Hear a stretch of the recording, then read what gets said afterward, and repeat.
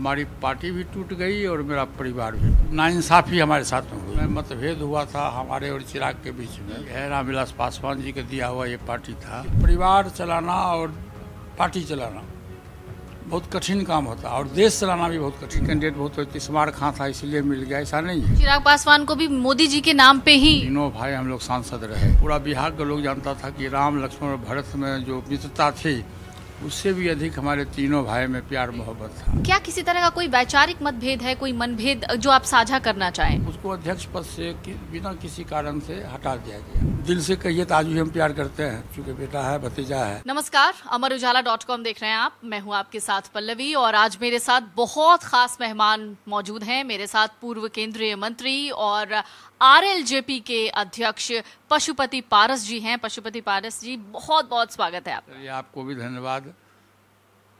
तो आज बहुत सारे मुद्दे ऐसे हैं, बिहार के मुद्दे खासतौर से, बहुत सारी ऐसी खबरें जिन पर इनका रिएक्शन तो बनता है, क्योंकि बिहार में इस वक्त राजनीति भी गरमाई हुई है। इस बीच खुद पशुपति पारस क्या सोच रहे हैं, क्योंकि आने वाले दिनों में बिहार में विधानसभा चुनाव होने हैं, अभी उपचुनाव भी है। अच्छा, आपको क्या लगता है, क्योंकि आप एक नाराजगी भी है आपको NDA को लेकर, लेकिन बावजूद इसके आप हमेशा NDA के साथ खड़े रहे हैं, आज भी खड़े हैं, कभी भी आपने कोई अनर्गल बयानबाजी नहीं की है। बावजूद इसके आपको क्या लगता है NDA क्यों खफासी है? एक बात है कि व्यक्तिगत हित अलग होता है और राष्ट्र हित अलग होता है। तो राष्ट्र हित के सामने सबको झुकना पड़ता है। तो देश का जो राष्ट्र हित अभी था, लोकसभा का चुनाव था, उसमें नरेंद्र मोदी जी को तीसरी बार सरकार बनाना बहुत ज़रूरी था। उतने अच्छे देश को नेता मिला था, तो उसी हिसाब से हम लोगों ने NDA गठबंधन को तरजीह दिया। अब इंटरनल जो उन लोगों ने सर्वे कराया उसमें क्या है नहीं है, हमको उतनी जानकारी नहीं। देखिए, हम लोग सीधा साधा आदमी हैं। जयप्रकाश नारायण जी के नेतृत्व में हम लोग आंदोलन किए थे, 74 का आंदोलन। और आपको शायद जानकारी है कि नहीं है कि हम 8 बार बिहार विधानसभा के सदस्य रह चुके हैं जी। 77 से लेके और 8 बार विधानसभा के सदस्य रहे। बिहार में 4 बार मंत्री रहे। संयोग से कहिए कि भारत सरकार में हम पहली बार लोकसभा के सदस्य बने और भारत सरकार के कैबिनेट मिनिस्टर प्रधानमंत्री जी की कृपा से बने। तो हम लोग बहुत पुराने सदस्य हैं, इसलिए अलूल दलूल बात हम नहीं करते हैं। और जो भी बोलेंगे तो सरकार जिस दल में है पूरी ईमानदारी से। देखिए, परिवार चलाना और पार्टी चलाना बहुत कठिन काम होता है और देश चलाना भी बहुत कठिन काम है। जैसे देश चला रहे हैं हमारे प्रधानमंत्री जी, उसी तरह से परिवार और पार्टी हम लोग चला रहे हैं।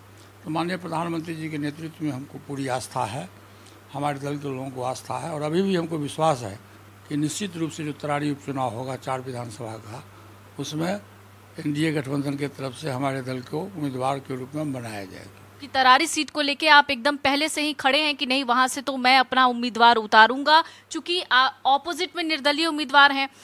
कितना कड़ी फाइट आप समझ पा रहे हैं और लगता है आपको कि टिकट NDA से आपको वहां तरारी के लिए मिलेगा?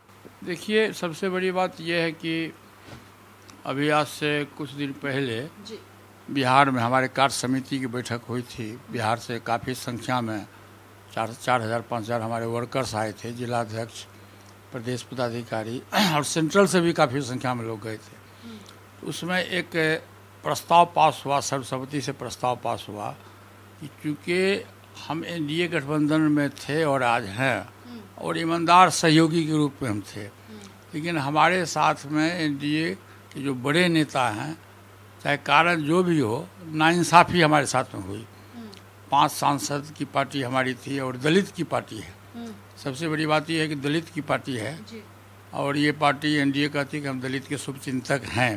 तो दलित की पार्टी है, रामविलास पासवान जी का दिया हुआ ये पार्टी था और उसमें बिना किसी कारण हमारे 5 सांसद का टिकट काट दिया गया। फिर भी चूँकि हम परम आदरणीय नरेंद्र मोदी जी को हम नेता मानते थे, आज भी मानते हैं और पूरा विश्व मानता है जी। आज के तारीख में आज़ादी के बाद पहली बार किसी देश को किसी इतने अच्छे प्रधानमंत्री के रूप में नरेंद्र मोदी जी जैसा मिला। इसीलिए जब लोकसभा का चुनाव हुआ तो हम लोगों ने ईमानदारी से, हमारी पार्टी ने ईमानदारी से, बिहार में हो या पूरे देश में जहाँ भी हमारा संगठन है, कश्मीर से लेकर कन्याकुमारी तक हमारी पार्टी का संगठन है। खासकर हमारा एक दलित सेना चलता है, जो दलितों पर अत्याचार की बात होती है तो दलित सेना खड़ा रहता है। तो ये दोनों संगठन के हिसाब से हम लोगों ने NDA गठबंधन को पूरी ईमानदारी से मदद किया। अब चूँकि 4 उपचुनाव 4 विधानसभा का होने जा रहा है, अगली बार जब चुनाव हुआ था 2020 में, मैं आपको बता दूं, तो तरारी एक विधानसभा सीट है जहां से 4 बार श्री सुनील पांडे जी वहां से विधायक रह चुके हैं। निर्दलीय भी रहे हैं, किसी दल से भी रहे हैं, और वो हमारे दल में शुरू से ही राष्ट्रीय महासचिव हैं, हमारे पार्टी के राष्ट्रीय महासचिव हैं। 2020 में की जो घटना है, उस समय मतभेद हुआ था हमारे और चिराग के बीच में, तो हम लोगों ने इंटरेस्ट नहीं लिया था विधानसभा के चुनाव में, साइलेंट हो गए थे। तो उस परिस्थिति में सुनील पांडे जी निर्दलीय चुनाव लड़ गए। अच्छा। और निर्दलीय चुनाव लड़के आपको जान के आश्चर्य होगा कि वो काफ़ी अधिक वोट लाए। अच्छा। मात्र 10,000 वोट से वो चुनाव पराजित हुए, जबकि भाजपा के जो उम्मीदवार था उनको मात्र 13,000 वोट आया। अच्छा। और हमारे उम्मीदवार को 73,000 वोट आया। मार्जिन बहुत था, बहुत मार्जिन था, समझे ना। तो अब वो वहाँ से 4 बार निर्दलीय भी और किसी न किसी दल से विधायक रह चुके हैं। इसके पूर्व भी जब चुनाव हुआ था तो मात्र 121 वोट से हारे थे, मात्र 121 वोट से। इसलिए हमारे पार्टी का सर्वसम्मति से प्रस्ताव आया कि जब आपने हमको लोकसभा में एक भी सीट नहीं दिया तो कम से कम तरारी उपचुनाव हो रहा, और हमारे पार्टी के वरिष्ठ नेता हैं, और तरारी में भारतीय जनता पार्टी का जो उम्मीदवार है वो 3रे नंबर पर था। इसलिए मैंने आग्रह किया राष्ट्रीय पदाधिकारी से, खासकर जेपी नड्डा जी से और लोगों से, कि वो सीट है आप RLJP कोटा में आप हमको दीजिए, और हम निश्चित रूप से जिता करके आपको सीट आपके झोली में देंगे। यही मेरा डिमांड है वहाँ का। अच्छा, इस बार जब लोकसभा चुनाव के नतीजे सामने आए तो एक थोड़ा बहुत कह सकते हैं मार्जिन बहुत कम रहा जीत का, एनडीए की जीत का। उसमें आप क्या कमी कहीं देखते हैं? क्या वजह रही होगी? क्योंकि इंडिया गठबंधन, कांग्रेस ने भी खुद 99 के आसपास सीटें जीती, तो क्या लगता है आपको, कहीं कोई कमी रह गई है? कुछ तो कमी हुई है कि जो सिटिंग सांसद थे उसमें बहुत से अच्छे लोग भी थे।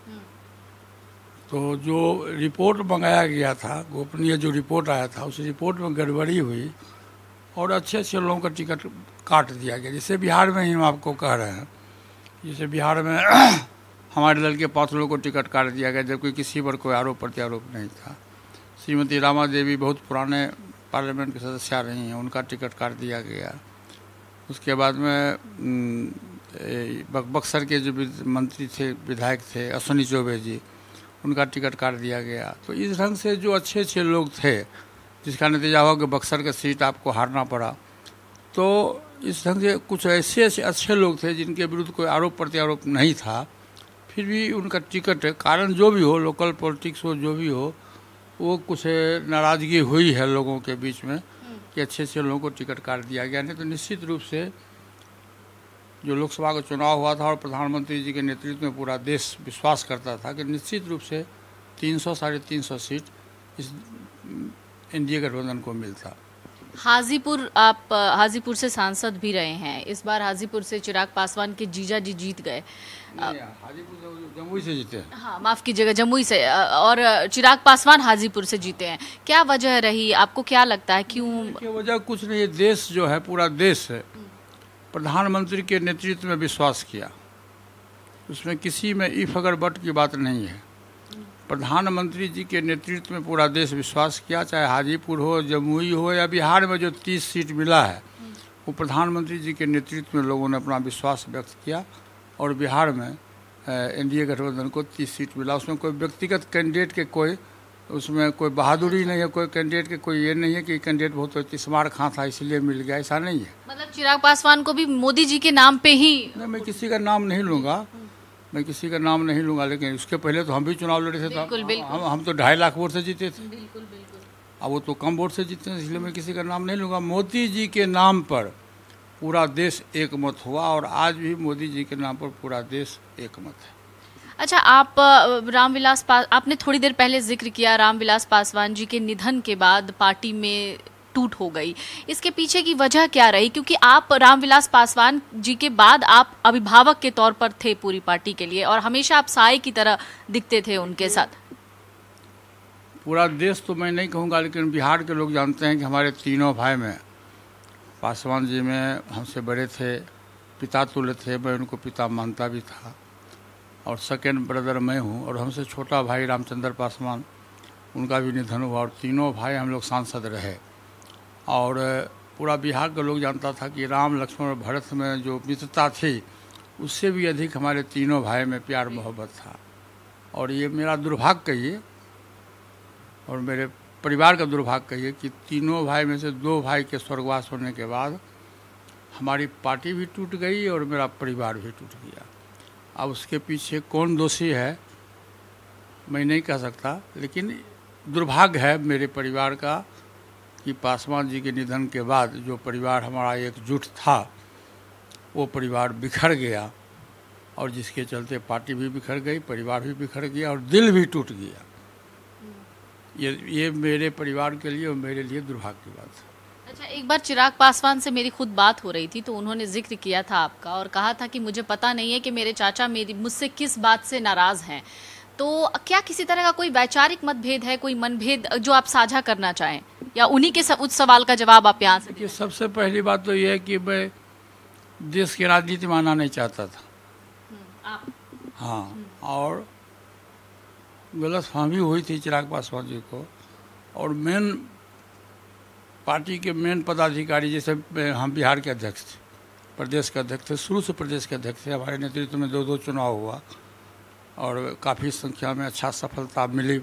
पार्टी को 6 सांसद मिला, 1 राज्यसभा सदस्य मिला, और इस बार भी 6 सांसद मिला। ये हमारे नेतृत्व में चुनाव हुआ था बिहार में। उसके बाद मुझको अध्यक्ष पद से बिना किसी कारण से हटा दिया गया, और पार्टी के किसी भी पदाधिकारी के पद पर मुझको नहीं रखा गया। 21 के बाद का? हाँ, जब पासवान जी अंतिम समय के बाद। और तो स्वाभाविक है तकलीफ होगा, जो आदमी दिन भर आपके खेत में कोई मजदूरी करेगा और शाम में यदि आप उसको मजदूरी नहीं दीजिएगा तो कल हो के तो भूखे आपके यहाँ काम नहीं करेगा। तो मेन बात यही है। अच्छा, ये बस यही एक वजह? हाँ, यही एक वजह है। अभी कभी सोचते हैं कि एक बार जाएं, मिल बैठ के बात करें, जो तमाम नाराजगियां उसे दूर करने की कोशिश करें, क्योंकि परिवार तो आपका है, आपने ही उसे, और मैंने सुना भी है कि आपकी गोद में चिराग पासवान जी बड़े हुए हैं। और हम जब उसमें विधायक थे तब चिराग पासवान जी की दूसरी शादी हुई। 77 में मैं विधायक था और 79 में दूसरी शादी हुई। चिराग पासवान का जन्म तो शायद मुझको जहाँ तक याद है कि 82 में हुआ। तो गोद में तो खेला ही, बच्चा था ही, बहुत प्यार भी करते थे। दिल से कहिए तो आज भी हम प्यार करते हैं, चूँकि बेटा है, भतीजा है, तो इसमें कहीं कोई फिक्र बट नहीं है। पासवान जी से मेरा स्नेह था, उनको आज भी मैं देवता तुल्य मानता हूँ। प्रत्येक दिन मैं सुबह में स्नान करके पूजा पाठ करता हूँ। देखिए पासवान जी की मूर्ति लगी हुई है, बाबूजी माता जी की मूर्ति लगी। हम थोड़ा धार्मिक विचार के लोग हैं। हाँ, तो वो करते हैं। यदि चिराग पासवान चाहेंगे, समय यदि साथ दिया तो परिवार एक भी हो सकता है। अच्छा, मतलब आप वो नाराजगियां खत्म करने के मूड में हैं कि जो भी नाराजगी है भाई मिल बैठ के खत्म। खून होता है जी। हाँ। अच्छा, एक बहुत गंभीर सवाल मेरा आपसे, आगे के लिए आप क्या सोच रहे हैं? क्या जो आगे की जिस तरीके से आगे आने वाले दिनों में बिहार में विधानसभा चुनाव होने हैं, अभी उपचुनाव का तो आपने जिक्र कर ही लिया है, विधानसभा चुनाव को अभी आप किस तरीके से देख रहे हैं? क्योंकि इधर इंडिया गठबंधन भी पूरी तरीके से तैयार है, आरजेडी अपने दावे में लगी हुई है, नीतीश कुमार भी अपना दावा कर रहे हैं। इस बीच आप किस तरीके से बिहार की राजनीति को इस वक्त देख? मैं पहले भी कहा कि मैं एनडीए गठबंधन में हूँ, और आदरणीय प्रधानमंत्री जी के नेतृत्व को मैं स्वीकार किया हूँ और मैं करूँगा, और मेरा पूरा विश्वास है। मैंने आज एक कार्य समिति की बैठक में भी, अपने पार्टी की बैठक में मैंने कहा कि हमारी पूरी उम्मीद रहेगी कि हम 243 सीट पर पार्टी के संगठन को हम मजबूत करें। और उससे फ़ायदा क्या होगा कि यदि हम एनडीए गठबंधन के साथ भी चुनाव लड़ेंगे तो 243 पर लड़ेंगे। जो भी सीट हमारे कोटे में आएगा उसके बाद तो 24 सीट होगा, एनडीए गठबंधन का सीट होगा। उसमें गठबंधन को फ़ायदा होगा। और यदि हमको उचित सम्मान नहीं मिलेगा तो फिर बाद में हम अपने वर्कर्स की मीटिंग बुलाएंगे। मीटिंग बुलाने के बाद जो आम राय होगी, जो आम सहमति होगी, उसके हिसाब से डेमोक्रेटिक सिस्टम है। देखिए देश में प्रजातंत्र की व्यवस्था है, तो हमारे दल में भी प्रजातंत्र है, डेमोक्रेटिक सिस्टम है। उसके आधार पर जो पार्टी का सर्वमान्य फैसला होगा उस फैसला का हम स्वागत करेंगे। लेकिन हमारी इच्छा और हमारे पार्टी की इच्छा है कि हम एनडीए गठबंधन के साथ बिहार में सम्मानजनक हमको सीट मिले और हम चुनाव लड़ें। अभी मैंने सुना है कि आप ग्राउंड पे भी उतरने वाले हैं, धीरे धीरे कई यात्राएं करेंगे, कई जगहों पर जाएंगे आप लोग। जी मैं घोषणा किया हूँ कि बिहार में 38 जिला है। तो मैं एक बात आपको बता दूँ कि हमारा पार्टी जो है वो तो पॉलिटिकल संगठन है, दलित सेना एक सामाजिक संगठन है। और 1983 में पासवान जी के द्वारा दलित सेना का गठन हुआ था। उस समय में दलितों पर काफ़ी अत्याचार हुआ करता था और ख़ास करके दक्षिण भारत में अधिक अत्याचार होता था और देश में छुआछूत भी था। आप लोग तो उसमें पैदा नहीं लिए होंगे, लेकिन देश में छुआछूत भी था, दलित से लोग छुआछूत भी करते थे। उसके खिलाफ में पासवान जी ने बहुत सोच समझ करके, उसमें हम लोग भी विधायक थे, हम लोगों से राय लेकर के उन्होंने दलित सेना का गठन किया, दलित का सेना। तो दलित सेना का उन्होंने गठन किया और पूरे देश में जहाँ कहीं भी दलितों पर अत्याचार हुआ करता था, बलात्कार हो, लूट हो, हत्या हो या जमीन हड़प को आंदोलन हो, जो भी हो, तो पासवान जी घोषणा किए थे कि मैं उसमें पासवान जी दलित सेना के राष्ट्रीय अध्यक्ष थे। अच्छा। अभी मैं हूँ दलित सेना का राष्ट्रीय अध्यक्ष। तो उन्होंने घोषणा किया था कि पूरे देश में जहाँ कहीं भी दलित पर अत्याचार होगा तो मैं खुद जाऊँगा, हमारी पार्टी जाएगी, संसद के बाहर भी और संसद के अंदर भी मैं दलित की आवाज़ को उठाऊँगा। और बराबर उठाते भी थे वो, काफ़ी संख्या में। जब भी दलित पर अत्याचार हुआ करता था, सामूहिक नरसंहार हो, चाहे जहानाबाद का नरसंहार, बिहार में उसमें कई जगह नरसंहार भी हुआ था, उसमें जहानाबाद सबसे है जिसमें 63 लोग मारे गए थे। तो पासवान जी पूरा संघर्ष करते थे, भूमि आंदोलन का संघर्ष उन्होंने किया, 14 महीना तक भागलपुर कैंप जेल में रहे। तो वो दलित सेना का मेरा संगठन जो है वो पूरे देश में है और ख़ास करके नॉर्थ इंडिया से अधिक है मौजूद मेरा संगठन साउथ में है। साउथ में दलित की आबादी बहुत अधिक है, बहुत अधिक। कल भी हमारे पास में लोग 50 लोग आए थे तेलंगाना से, ये आरक्षण के इशू पर लेकर कि जो क्रीमी लेयर हुआ है, सुप्रीम कोर्ट ने जो डिसीजन दिया है उसके खिलाफ में कल हमारे पास में लोग आए थे। मैंने आश्वासन भी दिया कि ये गलत है, कोटे पर कोटा नहीं होना चाहिए, कोटे पर कोटा नहीं होना चाहिए। जब तक समाज में सामाजिक दृष्टिकोण से, आर्थिक दृष्टिकोण से, शैक्षणिक दृष्टिकोण से आप समान नहीं हो जाते हैं। बाबा साहब भीमराव अम्बेडकर के द्वारा जो संविधान में जो शक्ति दी गई थी, संविधान के द्वारा जो आरक्षण दिया गया था, उसमें मेन यही था कि जैसे आप मान लीजिए एक घोड़ा को आप काजू किशमिश खिला रहे हैं और दूसरे घोड़ा को आप घास खिला रहे हैं, अब दोनों को दौड़ाइएगा तो दोनों तो एक साथ नहीं चलेगा।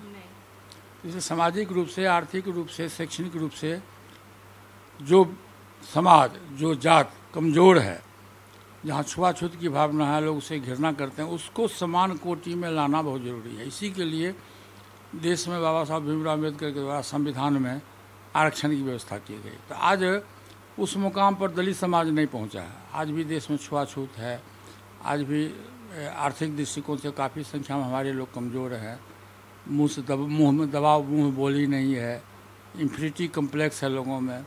तो इसको जब तक वो समान कोटा में क्या साथ नहीं जुड़ते हैं, एक साथ नहीं जुटेंगे, तब तक हमारी राय है कि दलितों को आरक्षण मिलना चाहिए, उसमें क्रीमी लेयर की बात नहीं होनी चाहिए। और सुप्रीम कोर्ट के माननीय न्यायाधीश के द्वारा जो आदेश निर्गत किया गया है, मैं आदेश कोर्ट का मैं सम्मान करता हूं, लेकिन मैं ये भी आग्रह करता हूं भारत सरकार से कि इस पर पुनर्विचार किया जाए। आज मैंने अभी टीवी में देख रहा था, प्रधानमंत्री जी का से शेड्यूल कास्ट, शेड्यूल ट्राइब्स के काफ़ी संख्या में सांसद लोग मिले हैं और उन्होंने आश्वासन दिया कि नहीं, किसी भी दलित का कोटा खत्म नहीं हो। बहुत बहुत शुक्रिया सर आपका हमसे बातचीत करने के लिए, अपना कीमती समय हमसे साझा करने के लिए। तो हमारे साथ पशुपति पारस जी हैं जो कि अभी फिलहाल बिहार की राजनीति में पहले से भी एक्टिव थे, लेकिन इन दिनों बहुत ज़्यादा एक्टिव नजर आ रहे हैं और आने वाले दिनों में भी एक्टिव रहेंगे, क्योंकि लगातार वो सड़कों पर उतरने वाले हैं, खासतौर से जनता के बीच जाने वाले हैं, ताकि जो संदेश अधूरा रह गया उनको वहां तक पहुंचा सके। बहुत बहुत शुक्रिया। अगर आप ये वीडियो YouTube पर देख रहे हैं तो हमारे चैनल को सब्सक्राइब करें और बेल आइकन को दबाना ना भूलें। अगर आप Facebook पर ये वीडियो देख रहे हैं तो हमारे पेज को लाइक करें।